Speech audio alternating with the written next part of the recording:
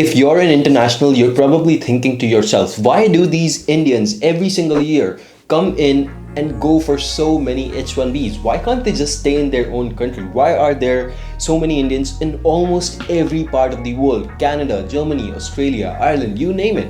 Indians are everywhere. Why are they not staying in their country? And in this video, I'm going to tell you exactly why. Population can be a country's biggest strength or its biggest weakness. We chose to make it our biggest weakness. Let me tell you how. Let me begin with the top 3 reasons why Indians are leaving India. And it's not even the older Indians, I'm talking about the millennials, the younger generation. Why are they leaving India? That brings me to reason number 1, and that is lethal competition and caste-based reservation. This is the biggest reason of all, guys. And let me just give you some examples. Let's say you want to get into engineering. The most premier institutes in India for engineering are the IITs. Well, over 1 million people, over 1 million students compete to get into these IITs every single year. And guess what? There are only about 16,000 seats. Okay? And that means only less than 2% of the people will be going into these IITs. But guess what? The competition was already rigged. You never really had a chance because 70% of these seats are already reserved for backward castes, people with disability, even girls, scheduled tribes, scheduled castes. So many seats are already reserved, and it's over 70% at this point.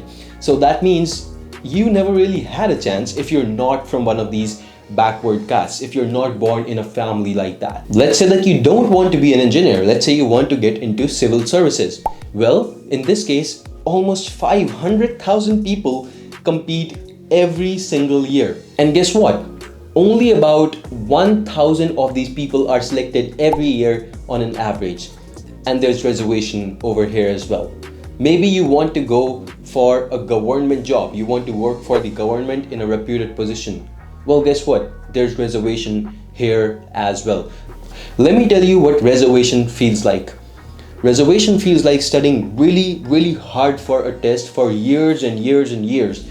And when you take the test and you get a 90th percentile, it's not enough for you to get a seat. Whereas someone from a backward caste takes the same test and gets a 50th percentile and they are able to get the seat that you couldn't, even at 90th percentile. And that's what's wrong with the reservation system. Reservation, almost every caste is the same now.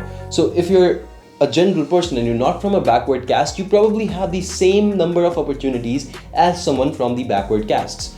Well, that's not an issue though. For the government, they use reservation to fulfill political agendas, and it keeps on going. In fact, people have started selling reservations. They start selling certificates for reservation over here. It's becoming a business. It's unfair, it's disheartening, and it makes us feel devalued.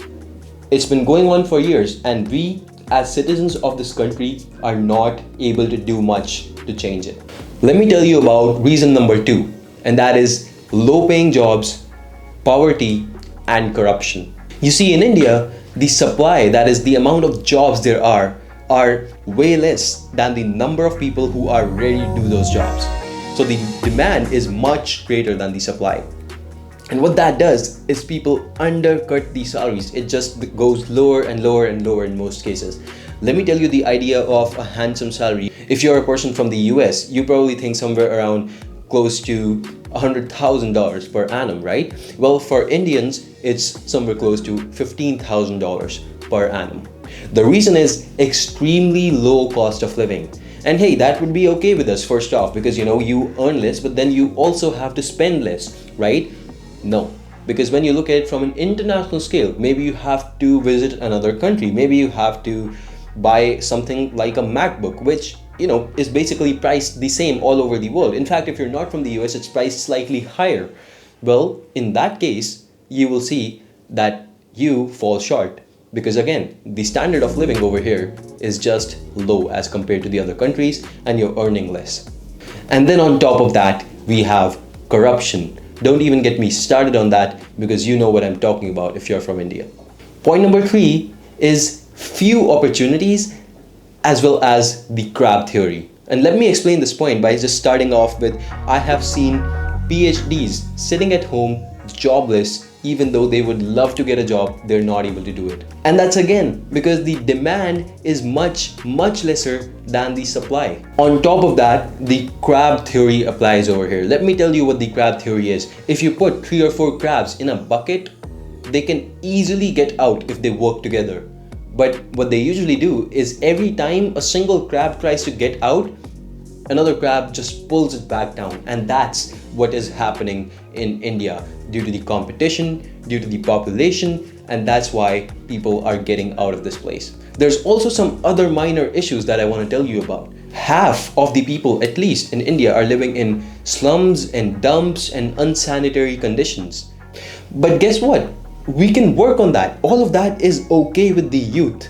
We would love to support the country, only as long as it supports us. Especially the point number 1 makes us feel like the country, the nation does not want to support us. And that's why most people just get out of this place. Until these issues are fixed, India is always going to be a developing country for me and not a developed one. And I hope I could explain why Indians are so keen on moving abroad and making their lives better.